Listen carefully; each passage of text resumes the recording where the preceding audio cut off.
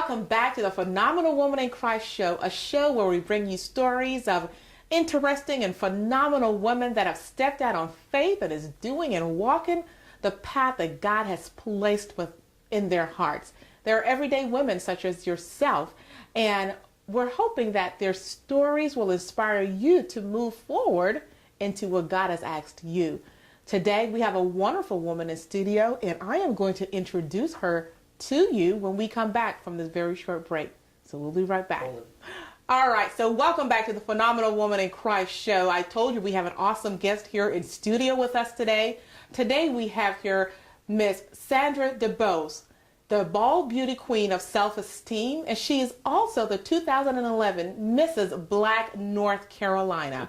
So Sandra, thank you so much for being here. Thank you so much for having me. Thank you. You're so welcome. Yeah. So let's talk about the fact that you're Mrs. 2011 Black North Carolina. Yeah. How did that come about? That was fantastic. So I met Anthony Ovan. Mm-hmm. He's the executive director of Noya Productions, which is the pageant organization that I very proudly represent. Okay. And I met him as I was advocating for Alopecia Areata awareness, Mm-hmm. which is the autoimmune disease that I have as to why I'm bald. Mm-hmm. And I was out speaking at an event and singing, and I met him there. And he said, I really think you should be in a pageant. And of course, initially I thought he was crazy. I was like, I don't do pageants. I've never been in a pageant before in my life. Wow. And it was a great challenge because I didn't see myself as a beauty queen or pretty enough. I of course had my own reasons why I felt like I can't compete in a beauty pageant. Yes. But he helped me to see that you already are a beauty queen. Mm-hmm. You already do represent what our organization is about, which is the whole woman. You know, who you really are, not just your outer beauty, Yes. but your inner beauty. And so it was because of his coaching that I really decided to take the challenge, to challenge myself personally, because I was out of my comfort zone. Totally uncomfortable, and I decided to compete. It didn't matter if I won. The personal challenge was to be able to stand up there with the other women, just as an example to the world, to say, I'm really okay with being bald, with this condition that I have, and I really know that I'm still beautiful in spite of it. Yes. And it was just God's divine purpose and blessing that I was able to win. Yes. And it really helped me to reach a lot of women throughout the state, especially women who are dealing with this condition, to really help them. So I was standing for not just myself, but so many other women who were standing with me. Yes, Yeah. yes. We're going to talk some more about your illness, but I want to find out, what did the fact that you won the title, what did it do for you per se? What lessons did you learn from that? Absolutely. That was the thing that was so important about it, because I always say self-esteem is a growth process. There is no absolute destination. You've reached it. I have great self-esteem and, that's behind me now. No, because life happens. Yes. So before I lost my hair, I thought I was feeling pretty good. And then it really kind of knocks you off kilter, if you will. And so when this opportunity was presented to me, it challenged my self-esteem. Yes. Again, I was really faced with those demons, everything that I was coming against inside of me that made me feel unworthy. That little woman on your shoulder that's saying, you're not cute enough, you're not thin enough, you can't compete, you certainly not tall enough. Yes. I'm 5 feet tall. It's like, what are you going to look like? All of these different ideals. What are people going to say about you? You don't want the pity vote. All those it's real talk. What was I really thinking? And it was an opportunity for me, again, to grow up just a little bit more and to step up inside of myself and say, you know what? I declare that I am enough. I'm more than enough. And that you can do it. And I can do this. And that's why it was important for me to do it. Whether I won or not, it was important for me to stand up and say, no, I declare that I am. Today, I am a beauty queen. How long did it take for you to go from I can't to I will? With the pageant specifically? Yes. It took a few months. I had to visit. When he asked me initially, I said, I'm not competing. And he said, well, why don't you be special entertainment and, come to some of the other pageants that we do, so at least you can see what we're really all about. Yes. And because so he was trying to work you in. He was. He's like, I'm trying to tell you. And I was just like, I don't know. Yeah. Totally apprehensive. But when I went to see the little girls, little princess and all that, and how their self-esteem really did grow, to watch our little young ladies, Yes. you know, go through the process and standing there with their little tiaras and this, and that, what a pageant is really all about. Because I did have the same, you know, misconceived perception of, you know, what we see on television. Yes. And so I really got to see pageants done in a very different way that was authentically about addressing the whole woman and what real beauty is about, and the building up of the self-esteem. Wow. And that's what I said, now I can get behind that. Because I'm Yes. not about that superficial stuff. Yes. But the real heart of it, and helping a young girl really see herself as the princess and the queen that she is. That she is, And yes. how valuable that is for her to come and stand in front of people and represent herself with grace and style. Once you've seen yourself in that way, it does something to you that it changes you forever. Wow. Yeah. Wow. And I wanted to be part of that. That's awesome. That's awesome. So I want to talk about your, do you call it an illness or sickness? What would you call it? A condition. A condition. I like that word. It's a condition. It's a condition. Yeah, it's a condition, because when you say disease, you think sick. And I'm not sick. You know, fortunately with this particular autoimmune disease, it doesn't cause you to be sick. It's totally cosmetic. Okay. Well, let's talk about exactly what it is for those that may not understand exactly what it is. Let's do that, yes. So alopecia areata is specifically the autoimmune disease that we're talking about. Okay. And so it started when I was 25 years old. So I had my hair short like yours, just real cute. Cutie pie, right? Yeah. And if you can imagine just getting a little small bald patch, look, a little circle, a dime, Yes. just behind your ear. But it's not any breakage or inflammation. It doesn't itch. It's like all of a sudden you just wake up and you have a bald spot. Yes. And so with alopecia areata, you start to get those spots in different, it can be on your body, it can be on your face. You know, it's like for Wow. men, like Okay. I've seen some men maybe have a beard and there's like a small circle, a little spot of alopecia. Right, it can come in different places. And Okay. so you can get it in different spots in your head. And so, you know, there's no cure for it. But for most people, it could be triggered maybe by stress, a trauma. You know, there's no rhyme or reason. There's a whole bunch of theories of why. And Yeah. everybody's story is different, because you have little children that have this condition. Wow. You men, women, all ages, black, white, all over. You know, there is no one person that deals with this. And so it started when I was 25 years old. But for me, there's different forms of the disease. Okay. I've developed the worst case of it. The most aggressive kind is alopecia universalis. Okay. And that's where you lose all of the hair on your body. Okay. So it took a few years, but within that time, I literally lost the eyebrows, eyelashes, you know, all of your body hair. And it changes your life forever. And the way you do life, especially because there's no cure, and the likelihood, of my hair growing back is like slim to none. Slim to none. So this is it. This is my style. This is, here I am. So let's talk about, how did you deal with that? So you're a young woman, you're 25. I was 25. You're, you know, living life, and all of a sudden you are losing your hair. How did you deal with that? What did that do to you as a person, as an individual? Yeah, it was devastating. It was devastating. And you know, I always say you don't realize how important your hair is until you lose it. Yes. Yes. I mean, you know how you feel when you have a bad hair day. You don't want to go outside, and you feel Yes. some type of way. You know, if You're like, oh you know, gosh, this just doesn't look right. You just don't Exactly. feel right. You Yes. don't feel right. And that's a feeling when your hair is falling out and there's nothing you can do about it. You can't say, oh, I'll just go to the hairdresser and get this fixed. No, this is it. This is it. When you look in the mirror and you don't like what you see, that's a hard thing. And it really caused me, it was, for me, all the whole entire process was God's divine plan, because there's everything that we go through are lessons that God would have us learn. Yes. You know, and so that was really an opportunity for God to really reveal to me who I really am, what my true beauty, where it comes from, the origin of beauty. And it's not about those physical things, your hair, your weight, but I am so much more than that. And it was an opportunity for me to really get to know myself and the power of God on a whole nother level. And I'm so grateful for it. How would I know? How would I ever know? Wow, that you could even make it through what you have been through. And then to turn around and turn it around into an opportunity to be a queen and to make history and now have a legacy for my family to be the first bald beauty queen of the state of North Carolina. Yes. You don't know what God has in store for you, why he's taking you through the trials that you go through. We don't. We honest to goodness, idea. we don't. We have no idea. And it's not until after that you look back and you realize that it was all part of his divine plan, because who I am today is and who we are, all of us today, is a result of all of the things we've been through. That we've been through. That's so true. So true. All right, so we're going to take a quick break, and then we'll be right back. All right, so welcome back to the show. Now, Sandra, we left off and you talked about God being a part of your life, and you talked about some of the things, how this condition had affected you.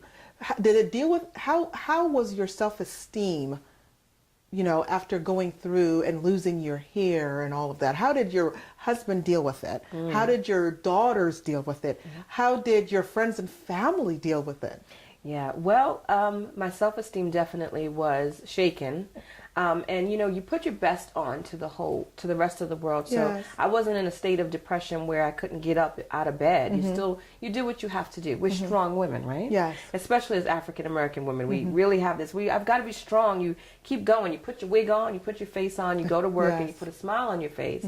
But really, that part of you, your joy is missing. You're hurting inside. So I feel like I did a good job at masking. That pain for the outside world, at least. But of course, my inner circle knew that it was very, very difficult. Especially my husband. I always say, and I thank God for him and his role in my healing process. Wow. And I really give him 100% credit for how he presented himself and stood with me through that experience. Okay.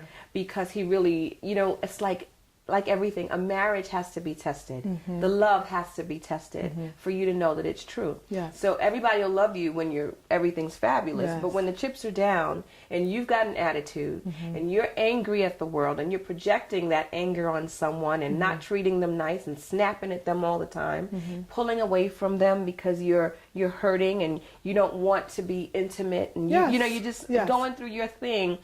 Is he going to stand with you? Is he going to stand for all of that? And I could say, glory to God, he really did, stand by me and help to affirm me and let me know, you're still beautiful to me. It doesn't matter. I'm here for you. And he was lifting me up when I couldn't lift myself up. Wow. He did that. Wow. He did that for me. Wonderful. Yeah. Wonderful. And so I was really blessed. And I have an amazing and wonderful support system. I have a great family and wonderful friends who love me authentically, that we're not catty and superficial and freaking out. At the end of the day, everybody's happy that I'm healthy. Yes. And that's all that should be, that's all that matters. That's what really matters. And that's the lesson. It's like, yeah, you're sick, but guess what? You can still get up and do everything you need to do. You can buy a wig or you can go bald. You can do it any way you want. But you know what? You're here. And you have a wonderful quality of life. And the only thing it takes is for you to have a positive attitude as to how you manage the condition. And if you're positive and you can overcome it and get to a place where you really still feel good about yourself, then you can get through it. Definitely. But I totally credit all of that to my relationship with God. If it had not been for the Lord on my side, honestly, and really being able to understand who I was as a child of God. And without that true identity, I wouldn't have been able to stand. But I know who I am.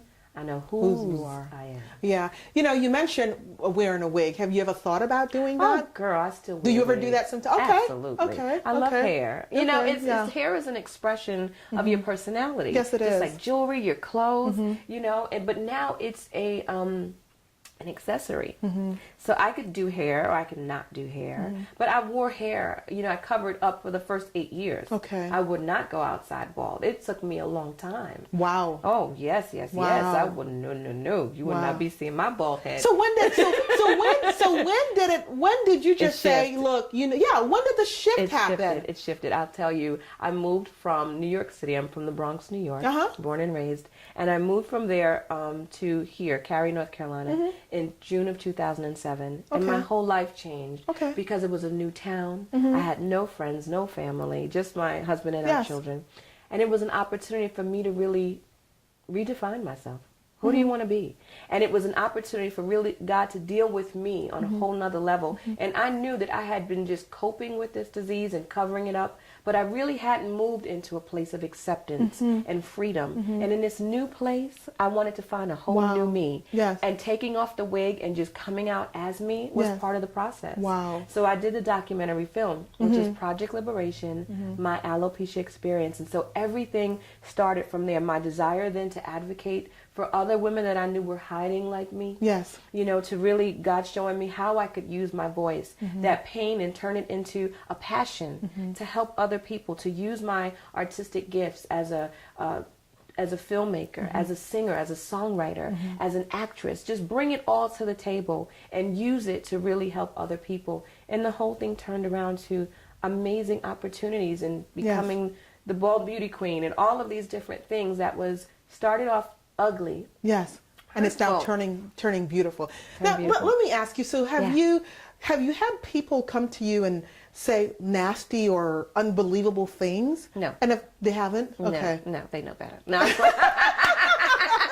no, they don't do that. You know what? Okay. Actually, I have to tell you, of course, when you go outside, you know, the very first time especially, I told, you feel completely naked. Absolutely naked, right? The most healing thing was, you know, I had all this anxiety about it in my mind. It was like, the whole, you know, cars are going to stop. What are people going to say? Exactly. What are they gonna think? Everybody's going to stare at me. Yes. And nobody paid me any attention. You went outside, you go outside and they're like, okay, she's bald. And you know what I mean? You get some stares. But if you're okay, you still look at people. I'm not. Yeah, because it's all about confidence. It's all about confidence and the way you present yourself. So if you're looking at me and I'm not doing one of these and I just look back at you like, and here I am. Yes, I'm in the line in Harris Teeter, and I'm absolutely bald. Yes. How are you today? Exactly. It's like, you know, and it's well, okay. Yeah. So people have been amazing. When I went out, what made me stronger is the love and confirmation from everyone that I received. Everywhere that I went, women that would come up to me and just say, "You look beautiful." Wow. Oh, I just wish I had your confidence. And, wow. you know, I'm so proud of you. Oh, I mean, the love that I got just let me know how important it was that I was doing exactly what I was supposed to be doing. And they strengthened me, the love that I got. So we're so afraid of the judgment. What is everybody going to think? What they think is, that's pretty fabulous. Yes. That's pretty fabulous. Yes. And it reminds me of the poem by Marianne Williamson, Our Deepest Fears, where she talks about as we go past our own fears and we let our own light shine, that we unconsciously give other people permission to do the same thing. Yes, we do. And that's what it is. We do. You show up and you really being an inspiration, and just by being. Yes. Just by being. And that's what you have done. That's what you have done. That's what Sandra has a book that's called My Crown and Glory. It's not about the hair. And so, Sandra, I think it's an awesome book. I took some time and I read about it. But let's tell our viewers about who is Sandra Dubose. Well, you know, I always start with saying I'm a singer first and foremost. You know, I'm a singer.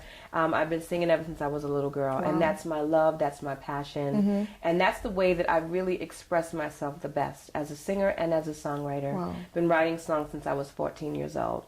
And so I'm a singer. I am an actress. I went to the High School for Performing Arts. I studied drama, so I have a theater background. And the speaking just came naturally out of that. I'm passionate about advocating, helping other patients and women and building women up. And at the end of the day, I'm an entrepreneur. Yes. You know, I'm a woman who really likes the freedom of being able to go out and own my time and own my destiny and walk in my purpose and use my talents and gifts as God has given to me to be a blessing to the world. And at the end of the day, I'm just a silly Sandra that loves to have fun. You know, I adore my daughters. I have two beautiful daughters, Maya and Elijah. Shout out to Maya and Elijah. 14 and 11 years old, my sunshine. And I have a wonderful husband, John. Shout out to husband. 17 years of marriage. Wow, that's awesome. Yeah, and I have a wonderful family and friends, and I just love to be able to use my life in service to God in whichever way He'll use me. Now, what are some of the things that you've had to endure? I know, I mean, I've read your book, and I know that you went through some things, couple depressions, and you've had a bout with sexual abuse as a child. Sure. So tell us some more about some of the things that you went through and how did you deal with those? You know, a lot of those things, a lot of the stories in this book that I'm sharing, and the reason that I I put it, my crown and glory, it's not about the hair, was because I wanted people to understand that self-esteem is a journey. Yes. And that as women especially, we go through all different types of situations. And when you talk about building your self-esteem, because in this book, I'm sharing the 6 fundamental principles to heal emotional wounds and build healthy self-esteem. And I wanted to be able to really reveal and tell people some of the things that I've went through, but more importantly, how we can overcome it. So I'm giving the principles, some exercises to help other women do the same thing and get healthy. Awesome. Yeah. Awesome. Wonderful. All right. So we're going to take another quick break and we'll be right back. All right. So, I want us to talk some more about some of the places that you've had an opportunity to speak at, because I think that what you're doing is awesome. Thank you. But before we do that, please tell our guest, please tell our viewers where they can learn more about you and what you're doing. Absolutely. My website is sandradubose.com, and on there it's links for everything that I do. As a motivational speaker, I love to be able to, go out I speak at conferences, I go to colleges, I speak at churches. I'm all over the place nationally, traveling, sharing my story. So there's information about that there. And also the book is available on Amazon. It's available in Kindle form, because I know that people are like reading things digitally now. So it's available on Kindle. Awesome. And it's a wonderful book. I'm really, really proud of it. I never thought in my life that I'd be an author. Wow. But it's one of those things that you challenge yourself again to grow. And when you squeeze yourself, you just kind of come out with all kind of amazingness. God is always showing you how much he really has put in each and every one of us. So, I just encourage all women to really, and all people, just know how great you are. I think what holds us back is our fear. And we can get over our fear and really accept that God has really given each one of us amazing gifts, and challenge that, we'll be surprised what we can do. How has your faith grown? Oh my gosh. It's one of those things where you kind of, you step out on faith, right? And it's like that quote that says, like, either you'll realize that you can fly, when you step out onto the nothing, but you have to, it's like one of those, it's a faith muscle that you develop. And the more that I've had to step out on the nothingness and really take that mustard seed faith, the more that I've grown to realize that he's got me. Yeah. I've never seen the righteous forsaken or his seed begging bread. It just hasn't, I haven't missed a meal. You could tell I don't miss a meal. You know what I mean? Yes. I mean, when you step out and you're doing what it is that God has called you to do, and even if you don't, it just comes naturally. It comes naturally. Yes. The doors will begin to open up, and the universe the people, everything that you need will be provided for you. But it takes you stepping out, because you won't really know how great God is and how he can cover you and provide for you unless you step out and do it. You have to do it. And so I have really developed such faith that I laugh at myself sometimes when I'm so afraid of the next thing, because I have to look back and say, it always works out. Everything always somehow comes together. So why are you freaking out? Because at the end, when it does all come together, I'm like, I'm sorry, Lord, I was worried about it. Because it was the unknown. It was the unknown. Yes, absolutely. So I have really, it's been a wonderful opportunity for God to show me just how God he is. How has your he's working in your life and he's doing all these things. Have you had any sort of I don't want to say mishaps, that's not the correct word, but have you had any sort of times when you just felt like, I don't know if I can do this, or oh goodness, or why me, or yes, Lord. I mean, Amen. Or all of that, all of those. That's part of the process. It's absolutely part of the process. It is not going to be easy. If it was easy, everybody would be doing it. You know what I mean? Well, what are some of the things that you have to go through? Well, you know what? I'm a solopreneur, first of all. So I don't have a management team. There are no people in place putting this all together for me. You know what I'm saying? It's literally me. And so I think that part of it is really when you come out of your comfort zone and, you may not be good at every single aspect of things, but you have to still hold yourself accountable to learn what it is that you need to learn. So if you don't know how to do a website or what have you, Google it. Watch some YouTube videos. You have to get out. You got to network. You got to meet people. You got to ask questions. And it's causing you, it's like, I don't like to do that. It's taking you out of your comfort zone. It takes you out of your comfort zone. So there have been things where, you're sitting up in the middle of the night, you're tired, and you have to read about Google Analytics. I'm not interested. I want to go sing. Well, you know what? until you figure out the search engine optimization, Yes. Yes. you don't get an opportunity to Yes. sing. You know what I'm saying? Yes. So it's that reality that it is a difficult walk, but it forces you to grow because once you know it, you're better for it. Awesome. But it takes a lot of work, and that's difficult. And when it doesn't always work out as you planned, and people are not always going to be so excited about your passion. You know what I'm saying? Yeah. And they're like, and yeah, exactly. Yeah, really. Or it's and not so all, what? Exactly. You know, or the everything that you need is not absolutely flowing in the way that you want it, and it comes just in the nick of time. Yes. But in between that time, you're like, oh God. Yeah. And some days it can be overwhelming, and you're just like, I can't do this. I don't want to play no more. This is just not funsies. Yeah. But you got to keep pressing forward, and it makes you grow up in such a way. It makes you stronger that at the end of it, you're grateful. And it's always a process. It's never ending. Yes. It's hard today. Yes. It's hard today. Yes. But that's just what it is. But I'm stronger because of it. I love that. I love it. I love it. I love it. All right. You know, we're coming to the end of the show. And Sandra, you have just been an inspiration to me. you. And I want you to share some of that inspiration to our viewers. Just give them some to get them started. You need some oomph? Yes. I'm going to give you some oomph. Listen to me. Listen to these words. I want every woman out there in the sound of my voice, I want you to know that you are a beauty queen. You do not need a crown and you do not need a sash, but you are already inside of you a beauty queen. As women, we go through so many different things. We're looking at other women and comparing ourselves. Listen, you are unique. You are wonderfully, perfectly made in the image and likeness of God. He doesn't make mistakes. And whatever it is that you're going through, I want you to be encouraged that God has already decided. He knows that there is a plan in place, and He knows what He has intended for your future. You're just going to have to trust the process. You're going to have to get a little uncomfortable. You're going to have to challenge yourself, and you're going to have to challenge every thought that comes against you that lets you feel like you're not worthy, you're not pretty enough, you're not this, you're not that. Everything that you need, you have it right now. You are whole, you are perfect just as you are. So be gentle with yourself during the process.